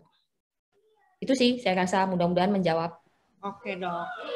Udah ngejawab. Nah, selanjutnya nih dok, sistem penyebarannya COVID ini sama atau enggak dengan SARS dan atau flu burung? Sama. Sama, oke. Jadi lewat saluran napas. Nah, kalau flu burung ya kontak dengan unggas ya, karena dia dari unggas. Kalau COVID kan bukan dari unggas, dari orang. Oke. Kan masuknya tetap sama ke saluran napas. Oke, nextnya ya dok. Kalau ruangan yang dipakai isoman, berapa lama teman sekamarnya atau misalnya orang lain boleh masuk? Apakah 10 hari sudah bisa langsung masuk? Apa tunggu 14 hari? Biasanya. Nah ini pertanyaan. Karena saya nggak bisa lihat virusnya, saya juga nggak bisa menerawang. Ya, saya juga dalam hati pengen jawab itu sih dok. Dan nggak ada virus detektor yang kalau ada virusnya dia lampunya lebih nyala gitu. Ini agak susah dijawabnya ya. Di dalam badan manusia sih 10 atau 14 hari dianggap virusnya sudah nggak viable. Jadi sudah nggak hidup. Tapi ada beberapa penelitian kalau di luar badan manusia itu ada beda lagi gitu dia masa hidupnya gitu ya. Nah itu yang saya nggak begitu ingat. Jadi kalau ada pertanyaan kapan teman sekamarnya boleh masuk lagi, ya dibersihin aja kamarnya. Iya, didisinfektan, Ya, sambil doa gitu ya. Oke. Mau dipercikin air Lourdes juga boleh. Air garam ya. Nih yang selanjutnya nih dok, ini nyambung juga sama pertanyaan di grup. Ada yang nanya, jadi perlu minum vitamin apa atau untuk menjaga ketahanan tubuh perlu vitamin C yang seberapa dosisnya, terus konsumsi vitamin D perlu berapa? Apakah perlu menggunakan vitamin sampai 5.000 IU? Vitamin D. Iya, sebenarnya sekarang jadi agak orang sedikit lebih aware dengan masalah suplemen ya, vitamin, multivitamin, vitamin D, vitamin C dan lain-lain. Tapi jangan gini loh, tidak berarti yang dosisnya tinggi itu lebih baik. Ya, kalau kita minum vitamin D dosis tinggi 5.000 IU itu termasuk dalam kategori dosis tinggi. Belum tentu semua badan kita itu butuh yang 5.000. Maksudnya orang per orang tuh bisa berbeda-beda kan. Karena vitamin D itu sebenarnya kita dapatkan dari makanan, dari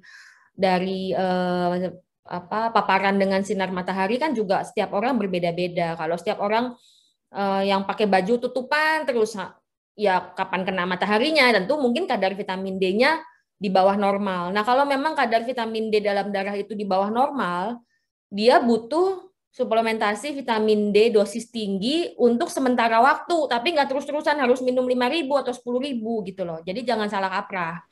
Jadi kita harus pantau ya. Jadi jangan kita minum dosis tinggi tapi kita nggak pantau. Jadi artinya vitamin D yang berlebihan itu juga akan ada efeknya, sesuatu yang berlebihan juga efeknya jadi nggak baik kan. Jadi tetap kita harus pantau. Kalau memang kadar vitamin D tubuh kita tidak dalam kondisi yang kekurangan, ya kita cukup minum vitamin D 1.000 sampai 2.000 untuk maintenance itu udah cukup sebenarnya. Vitamin C juga demikian. Jadi vitamin C yang dosis tinggi 1.000, 2.000 itu sebenarnya nggak bisa di-retain sama badan kita. Kebutuhan badan per hari untuk vitamin C itu kecil sebenarnya. Jadi kalau kita minumnya 1.000, 2.000 sehari, paling yang di-retain oleh badan kita tuh nggak sampai 10%-nya, sisanya akan dibuang. Buang ya. Ya, jadi sia-sia. Nah, Mm-mm. sekarang jadi pertanyaannya kita harus konsumsi apa untuk meningkatkan ketahanan tubuh? Ya, sebenarnya bukan hanya suplementasi vitamin ya, namanya suplemen itu hanya tambahan. Utamanya adalah kita satu, kurangin komorbid. Ya, jadi kalau kita ada komorbiditas itulah yang dikontrol. Jangan cuma badan digrojokin vitamin tapi badannya gemuk atau badannya hipertensi atau diabetes tidak terkontrol, itu juga nggak baik. Lalu kedua, makan yang sehat. Karena sumber vitamin dan antioksidan itu sebenarnya bisa kita dapatkan dari makanan, sayur-sayuran yang warna-warni, yang berbagai macam, bukan makanan atau sayuran yang itu-itu aja. Kedua ya tidur cukup segala macam, karena kalau lifestyle kita misalnya banyak begadang, merokok, banyak minum alkohol yang tidak maksudnya terus-menerus, ya entah dosisnya berapa, tergantung kebutuhan, yang nggak ada orang yang butuh alkohol ya. Tergantung sebenarnya kalau kita minum terus-menerus ya buat apa sih setiap hari kita minum alkohol misalnya. Lalu satu lagi tentang antioksidan. Nah, antioksidan dalam badan kita itu juga harus dijaga karena antioksidan inilah yang menangkal sebenarnya radikal bebas. Virus itu bukan virusnya radikal bebasnya ya. Virus itu menyebabkan peradangan, yang peradangan itulah yang menghasilkan radikal bebas. Nah, kalau antioksidan dalam badan kita itu rendah, ya radikal bebas itu akan merusak sel. Merusak sel termasuk rusak sistem imun kita. Jadi sel itu bukan hanya sel kulit yang rusak, tapi segala macam sel dalam badan kita juga dirusak oleh radikal bebas. Jadi makanya badan kita itu butuh perlindungan yang namanya antioksidan. Justru kita harus menjaga supaya antioksidan kita dalam badan kita itu cukup, jadi sel kita itu punya perlindungan gitu loh. Ya vitamin D itu dan vitamin C itu sebenarnya termasuk dalam kategori antioksidan, tapi antioksidan yang dibutuhkan oleh badan kita bukan hanya vitamin C dan vitamin D. Jadi banyak sekali komponen antioksidan karena masing-masing antioksidan itu memiliki cara kerja dan target masing-masing gitu loh. Jadi kalau kita mau bicara suplementasi ya sebenarnya nggak cukup cuma vitamin D dan vitamin C doang, apalagi kita minumnya dosis tinggi-tinggi ya. Nggak maksudnya dosis tinggi itu nggak selalu artinya paling baik ya, makin tinggi dosisnya makin efektif atau makin powerful, sebenarnya nggak begitu korelasinya gitu. Itu sih, Vin, mudah-mudahan menjawab. Berarti untuk pencegahan selain vitamin-vitamin itu juga antioksidan yang perlu kita ini ya perhatikan. Ya, antioksidan salah satu komponen lah ya, tapi sebenarnya lifestyle yang baik itu juga ya. PPKM ini saatnya introspeksi jasmani dan rohani ya. Gitu. Ya, betul. Kontrol makanan juga, olahraga, doa. Thank you dok masukannya. Nah selanjutnya, kalau OTG sebenarnya kondisi organ dalamnya itu baik-baik aja atau sebenarnya nggak jaminan ya? Karena kan mungkin tanpa gejala, tau-taunya di paru-parunya ada flek. Jadi apakah harus cek toraks atau kayak gimana dok? Langkah step-stepnya. Kalau kita dikategorikan sebagai OTG, orang tanpa gejala ya memang nggak ada gejala. Kalau nggak ada gejala ya dicek di badannya memang nggak ada apa-apa. Tapi ingat bahwa OTG itu nggak selamanya, kadang-kadang nggak selamanya dia OTG. OTG itu bisa aja dia fase awal doang. Tapi 3 hari kemudian ternyata dia bergejala. Bisa aja kayak gitu ya. Jadi OTG ini kategorinya juga kita mengkategorikan OTG ini juga hati-hati. Ada sih yang memang seterusnya nggak ada gejala, jadi ketemunya nggak sengaja, misalnya karena di swab rutin di kantor misalnya. Jadi benar-benar nggak ada rasa apa-apa, tapi di swab. Tapi beberapa sebenarnya yang di swab itu positif, 3 hari kemudian dia bergejala gitu loh. Nah kalau bergejala ya pasti di dalam badan ada terjadi perubahan. Ya. Gitu. Jadi ya namanya penyebaran virus kan nggak bisa dikontrol. Ya pokoknya untuk semua yang merasa tidak ada gejala OTG tapi pernah kontak perlu juga tes gitu ya. Terus habis itu selanjutnya dok, apakah disinfektan yang digunakan efektif untuk mencegah virus COVID ini via airborne? Dan kriteria disinfektan tertentu apa nih yang saran dari dokter? Jadi ini pertanyaannya disinfektan apa yang disarankan sama dokter? Kalau kita bicara desinfektan, sebenarnya yang bisa didesinfeksi itu adalah permukaan, barang. Tapi kalau udara kita nggak bisa desinfeksi. Ya, jadi yang dibilang ada desinfeksi udara yang disemprot sepanjang hari itu nggak bisa mensterilkan udara. Yang bisa kita sterilkan ini permukaan, misalnya meja, tangan, baju, apalagi alat makan. Kita bisa sterilkan dengan desinfektan. Desinfektan ya apa aja yang termasuk dalam kategori desinfektan. Ada yang pakai alkohol, ada yang pakai klorheksidin, ada yang pakai H2O2, apapun. Tapi prinsipnya udara itu tidak ada gunanya kita semprotkan desinfektan. Karena udara itu bergerak terus kan. Dan sumber penularan itu dari orangnya kan. Jadi selama orang itu masih lalu lalang di udara, ya udara itu akan terkontaminasi lagi dengan virus gitu loh. Jadi nggak ada gunanya kita mendesinfeksi udara. Oke.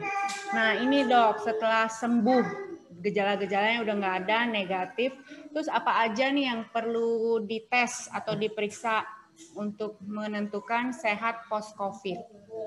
Tadi kan ada mention, kita harus sampai sembuh post-COVID-nya itu tuh dok. Ya kalau udah semuanya nggak ada gejala, ya udah sih. Ngapain juga ngecek yang aneh-aneh. Cuma kadang-kadang gini, jadi ini nggak bisa. Kenapa, Vin? Masih parno mungkin, masih. Iya, nah ini nggak bisa disamaratakan untuk setiap orang ya. Jadi kalau orang gejalanya ringan, setelah gejalanya hilang, ya sudah, dicek lab atau cek ronsen atau CT scan atau apa, ya nggak akan ada apa-apa. Tapi ada beberapa orang yang memiliki risiko tinggi, seperti misalnya orang yang punya komorbid, orang yang sudah usia lanjut. Nah itu kadang-kadang dia timbul gejala beratnya itu belakangan. Nah itu yang kadang-kadang kita masih agak panjangin untuk ngeceknya. Jadi ini orang per orang, nggak bisa disamaratakan, tergantung kebutuhan. Oke dok, Ya. semoga menjawab ya. Nah ini ada pertanyaan tentang badai sitokin. Terus ada juga yang bertanya tentang varian COVID. Sebenarnya ini kan bisa di Google, tapi kita langsung tanya aja sama ahlinya. Kenapa varian COVID maksudnya? Varian COVID ada apa aja, terus yang paling parah yang mana? Ini ada di pertanyaan di grup. Dok. Oh iya, saya sih nggak pernah pusing sama varian ya. Varian itu hanya untuk penelitian atau untuk epidemiologi misalnya, atau untuk kepentingan membuat vaksin misalnya. Tapi kalau kita ketemu orang COVID, orang per orang, apa gunanya lagi kita mau ketemu dia varian Delta mau varian Kappa mau varian Lambda tetap aja judulnya COVID ya nggak? Iya benar. Kayak jadi nggak peduli. Ya. Iya, varian itu bukan porsi kita untuk musingin sebenarnya. Apapun variannya, kita tahu penularannya begini, kita tahu gejalanya begini, kita tahu pencegahannya seperti ini, ya itu dikerjain. Terserah mau variannya apa bodo amat.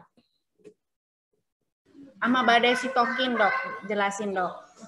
Badai sitokin itu yang ini, yang tadi di grafik ini. Mana? Ini badai sitokin di sini.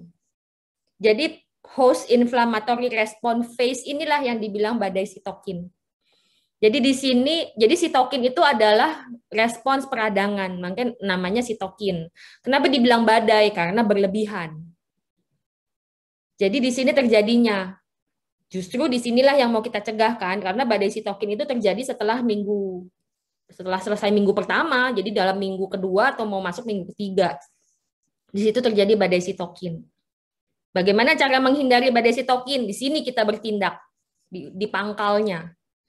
Kalau virusnya sedikit, kita mencegah sitokin itu diproduksi tidak dalam jumlah yang sangat besar. Jadi nggak ada badainya, sitokin biasa aja gitu. Sih oke gitu loh. Tapi kalau virusnya di sini banyak, nggak ada yang cegah, misalnya kita punya daya tahan tubuh jelek, yang tadi kemampuan bikin interferon, atau kita punya kemampuan regenerasi sel itu jelek, atau kita punya komorbid, terus kita nggak dapat terapi antivirus yang tepat dengan dosis yang tepat, di sini virusnya udah keburu banyak, ya di sini masalahnya nanti gitu. Oke dok, cukup jelas ya, pasti udah menjawab. Kalau enggak di Google juga banyak sih penjelasan tentang badai sitokin. Nah, terus ini dok, indikator bahwa tubuh kita tuh cukup vitamin. Sebenarnya ini mesti tes ya, cek darah gitu ya dok ya. Kayak buat vitamin D butuhnya berapa? Iya, kalau ya tapi nggak semua vitamin bisa kita cek. Yang bisa dicek itu rata-rata kayak kalau cek darah ya paling vitamin D. Apalagi yang bisa dicek. Vitamin A kadang kita bisa cek. Tapi yang kita nggak lazim ngecek vitamin A ya. Yang sekarang banyak dicek dan banyak beredar itu vitamin D. Kenapa? Karena memang timbul banyak penelitian bahwa orang yang kadar vitamin D3-nya itu rendah, itu lebih rentan tertular COVID, dan apabila tertular, lebih beresiko timbul gejala yang berat. Karena vitamin D3 itu memang diperlukan oleh hampir semua sistem badan kita gitu loh. Jadi kalau rendah ya kita jadinya beresiko untuk jadi COVID yang berat. Makanya kita harus menjaga sebelum kita ketularan supaya vitamin D kita itu tidak jatuh dalam kondisi yang rendah. Tapi jangan berlebihan juga, ya harus pas. Sesuatu yang berlebihan yang nggak baik. Benar. Itu sih. Oke. Ini dok, menyambung tadi yang udara tidak bisa didisinfektan. Nah, berarti penggunaan air purifier kan sekarang juga marak ya, penggunaan air purifier. Itu berarti sebenarnya kurang efektif atau nggak bisa membunuh kuman atau virus, gimana dok? Ya, jadi kalau air purifier itu bukan desinfeksi istilahnya. Jadi dia menyaring udara. Jadi dia mengurangi konsentrasi virus yang ada di ruangan itu.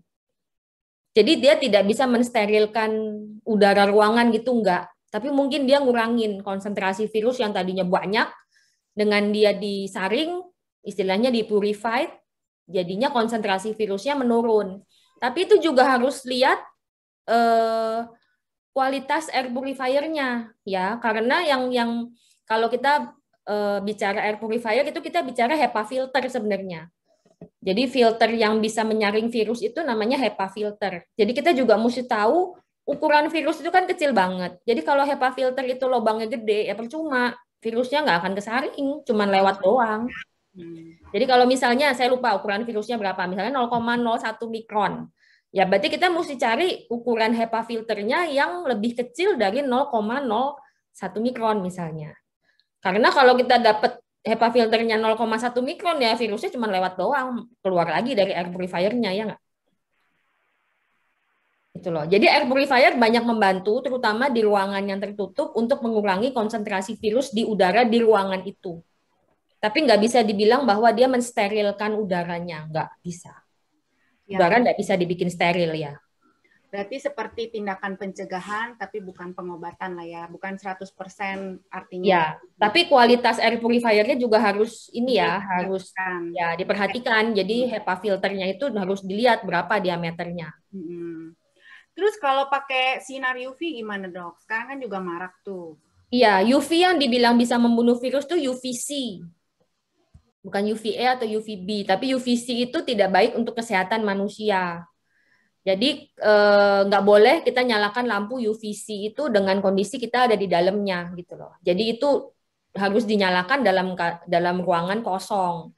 Nah masalahnya pada saat ruangan kosong UVC-nya nyala ya mungkin virusnya mati di barang-barang yang kena lampu itu ya. Tapi kalau barangnya misalnya virusnya ada di kolong ranjang ya nggak kena UVC-nya ya dia nggak mati gitu.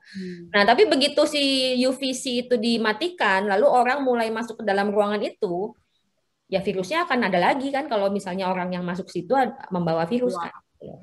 Oke. Jadi bukan itu hanya kayak nolongin tapi bukan solusi utama ya. Tetap pakai masker kalau saya bilang.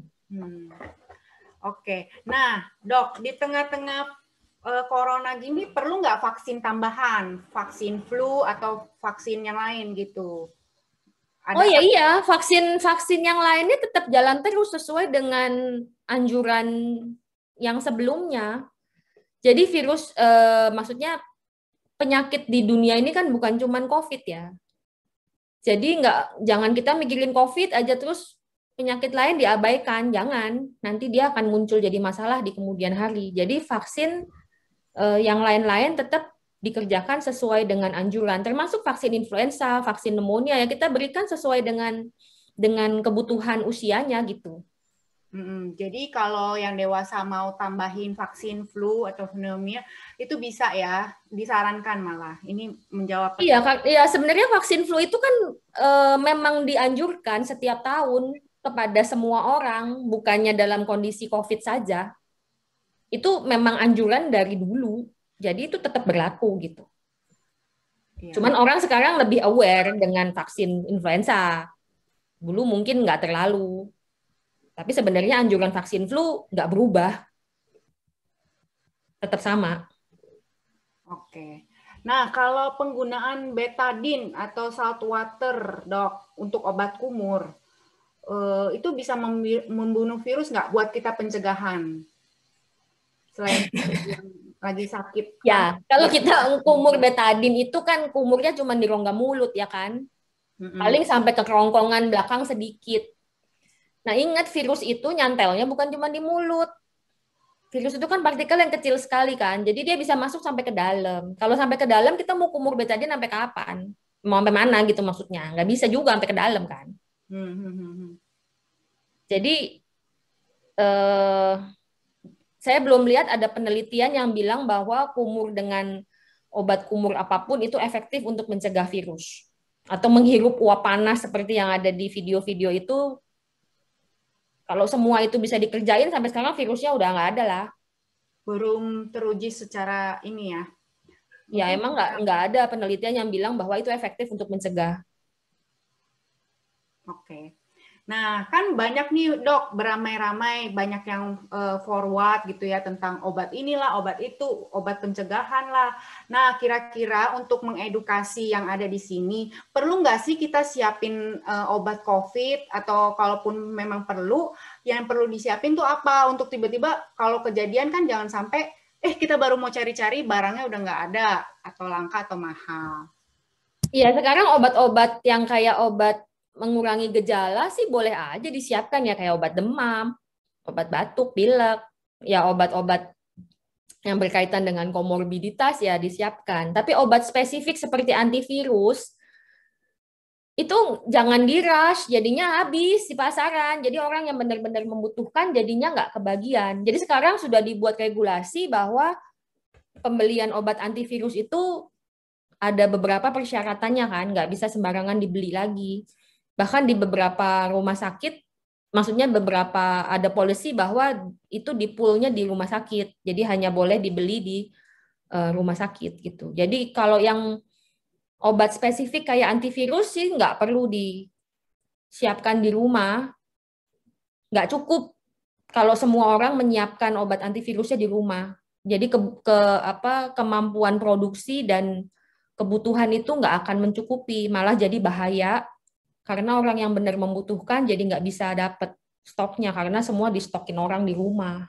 Padahal belum tentu semuanya perlu kan gitu loh. Iya, benar. Secara wise aja ya, bijaksana kalau. Ya, iya. Nah ini sebenarnya nyambung sama yang tadi. Apakah ionizer atau sejenis plasma caster bisa membantu membasmi virus? Terus sama penggunaan fogging disinfektan itu tidak bisa membunuh virus yang ada di udara ya Dok? Tadi kan udah dijawab, mungkin boleh dijawab lagi Dok.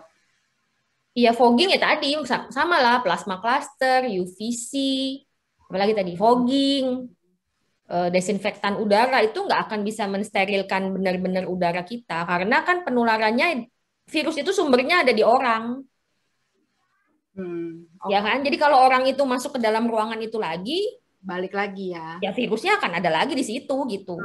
Dihantarkan kembali. Ya pokoknya pencegahan boleh, tapi tetap boleh aja, tapi tetap masker yang utama. Nah kalau udah negatif nih Dok, apakah masih perlu memakai masker dalam rumah? Terus masih perlu waktu berapa lama untuk bisa join kembali, beraktivitas sama yang lain? Terus dinyatakan benar-benar ini. Terus apakah perlu tes lagi? Apa kayak gimana setelah negatif gitu? Ini banyak pertanyaan nih tentang ini. Intinya kalau udah negatif, gimana perlakuannya? Entah buat yang sarjananya sama yang orang sekitarnya gitu. Ini banyak yang nanya nih Dok, pertanyaannya varian, tapi intinya adalah kalau udah negatif kita tuh masih perlu bagaimana mengantisipasinya ini. Terus ada juga yang nanya apakah bisa kena lagi. Sebenarnya sih saya bisa jawab, bisa kena lagi. Cuma kan enakan kalau ahlinya yang menjawab, pasti lebih terpercaya. Iya tadi maksudnya negatif itu negatif apa? PCR maksudnya. Ya, Ya kan tadi udah bilang bahwa PCR kita nggak mesti nunggu negatif. Yang penting isolasi sama gejalanya 14 hari betul dan kan? gejala hilang. Ya, plus 3 hari dari gejala terakhir. Nah kalau ada yang berat, ya itu kan urusannya rumah sakit, urusan dokter yang menentukan ini masih perlu diisolasi atau enggak. Tapi kalau prinsipnya kalau sudah lewat dari masa isolasi 14 hari, ya sudah. Seperti biasa. Oke, Dok. Bisa kena lagi? Ya bisa lah. Makanya ada orang yang kena 2 kali kan. 3 kali ada. Pokoknya tetap jaga prokes ya, yang kenceng ya. Ya. Terus ini olahraga atau bermain di tempat terbuka, apakah tetap menggunakan masker atau tidak? Karena kan kalau pakai masker sambil lari ya, lari. Apalagi sambil berenang. Aduh, susah, Dok. Ya kalau di ruang terbuka, prinsipnya resikonya akan berkurang. Tapi apakah bisa dibilang resikonya 0? Ya itu aja sih yang dipikir. Kalau resikonya nggak 0, apakah rela nggak pakai masker gitu? Oke. Sama ini Dok, soal tipe masker. Mungkin ada saran Dok? Tipe masker kenapa? Perlu yang kayak gimana? Jenis tadi yang pakai mana tuh tadi? Yang masker apa? Medis di dalam sama masker kain di luar. So far itu sih yang dianggap cukup. Tapi beda sama kita yang di rumah sakit. Ya kalau di rumah sakit karena konsentrasi virusnya banyak, maksudnya di poli extension ya konsentrasi virusnya banyak, atau kita masuk ke dalam ruangan yang aerosolnya tinggi, misalnya di ruang operasi dan sebagainya, ya beda maskernya yang kategori N95. Tapi kalau sehari-hari, kenapa? Oh iya. Terus Dok? Kalau yang sehari-hari nggak perlu juga pakai N95, nggak bakalan tahan juga, ngap. Ya. Oke, semoga menjawab ya. Bahkan kalau yang di rumah sakit kayak Dokter Yopi ya, sampai di plester ya. Iya, di plester itu sebenarnya karena biasa kalau sambil kita ngomong itu melorot. Jaga supaya jangan melorot. Jadi ada virus nyelip ya. Iya, jadi daripada kita mesti benerin, dikit-dikit benerin, dipegang-pegang maskernya, jadi ada yang mendingan di plester. Lagi virusnya. Oh ya, oke. Iya. Nah ini nih Dok, setelah PCR negatif, pemeriksaan darah apa aja yang perlu dilakukan? Antibodi, kekebalan darah, rongsen paru, apalagi untuk cek darah? Kalau udah sembuh ya udah, ngapain cek macem-macem, nggak usah cek aneh-aneh. Ya biar ini kali Dok, apa ya? Ya kalau mau ngecek sebagai bagian dari medical check up ya. Ya. Bukan karena parno terus setiap minggu atau setiap bulan dicek.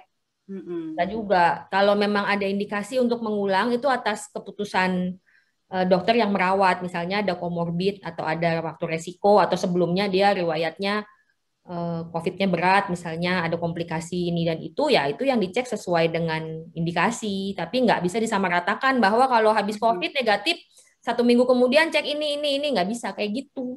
Pokoknya memang ini kan setelah cek kontrol dokternya yang akan menentukan ya Dok ya? Ya. Oke. Nah ini Dok sudah vaksin sekali itu terpapar COVID. Jadi vaksinnya masuk ke vaksin kedua, apa ulang lagi dari vaksin pertama hitungannya? Enggak, badan kita tuh punya memori kok. Jadi vaksin yang pertama tidak perlu diulang, walaupun misalnya jaraknya jadi molor ya. Yang mestinya kan sebulan, tapi ternyata di tengah-tengah positif, berarti kan ke pending. Ya setelah selesai COVID-nya, ya disusulin aja vaksin keduanya gitu. Nggak usah mengulang dari yang pertama. Oke. Nah ini Dok, pasca pemulihan, misalnya untuk mengembalikan pernapasan atau paru-paru, perlu minum apa Dok? Herbal kah, vitamin atau suplemen atau anti-aging gitu? Apa Dok? Kalau untuk pemulihan ya tergantung paru-parunya tuh kondisinya seperti apa. Kalau yang nggak ada gejala sisa, nggak ada yang aneh-aneh ya badan bisa memperbaiki sendiri sebenarnya. Ya ada beberapa suplementasi yang dianggap bisa memperbaiki sel, ya boleh aja dikonsumsi untuk dia memperbaiki apa regenerasi selnya supaya jadi perbaikannya lebih cepat, supaya kalau timbul jaringan parut di parunya itu nggak luas. Nah, itu kita boleh mulai konsumsi sebenarnya sejak sebelum ketularan ya, karena sifatnya pencegahan lebih baik daripada mengobati kan. Jadi jangan nunggu parunya rusak dulu baru kebingungan gimana cara ngebenerinnya. Kenapa nggak kita mundur ke belakang? Kita bekali badan kita dengan kemampuan regenerasi sel yang baik supaya kalau nanti kita kena nggak sampai parunya hancur-hancuran gitu ya. Soalnya ini kan terkait banyak rumor yang bilang setelah sembuh COVID pun masih ngap-ngapan atau nggak bisa kembali 100%. Banyak berita. Itu bukan rumor sih sebenarnya. Jadi itu beneran. Jadi kadang-kadang pemulihan itu bisa makan waktu lebih panjang. Ya, justru kalau kita sebelum kenanya udah badan kita ini cukup fit, sebenarnya pemulihannya nggak akan terlalu panjang. Tapi kalau badan kita memang dasarnya kurang fit, banyak komorbid, ya tentu pemulihannya jadi lebih panjang gitu. Oke. Ini tentang vaksin, Dok. Apakah sebelum vaksin kita perlu swab antigen? Enggak, kan tadi udah ada. Oh ya. Udah sih kurang lebih yang pertanyaan-pertanyaan yang di grup sama yang di chat box udah dijawab, udah terjawab. Mungkin ada yang mau bertanya lagi atau Ciena? Saya kembalikan ke Ciena. Kira-kira sebenarnya beberapa pertanyaan yang di grup itu sebenarnya saya udah kasih ke Dokter Beta dan Dokter Beta udah sebenarnya udah menjawab sebagian juga di slide-nya Dokter Beta dan beberapa pertanyaan di chat juga sebenarnya juga ada beberapa yang udah terjawab di slide-nya di yang Dokter Beta kasih. Terus juga ini itu di-record dan kita bisa lihat lagi di YouTube-nya Lingkungan Alexandros. Kira-kira seperti itu.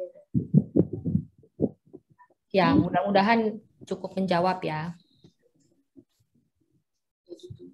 Jadi kira-kira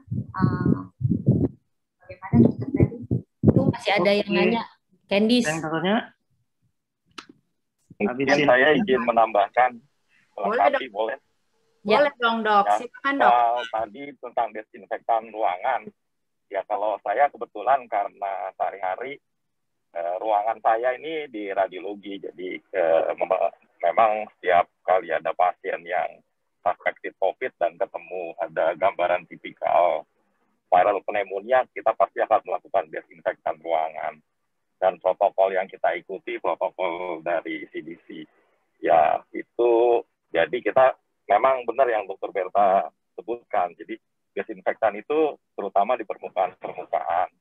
Terus kapan waktu kita boleh masuk lagi aman gitu ya. Tadi kan pertanyaannya seperti itu.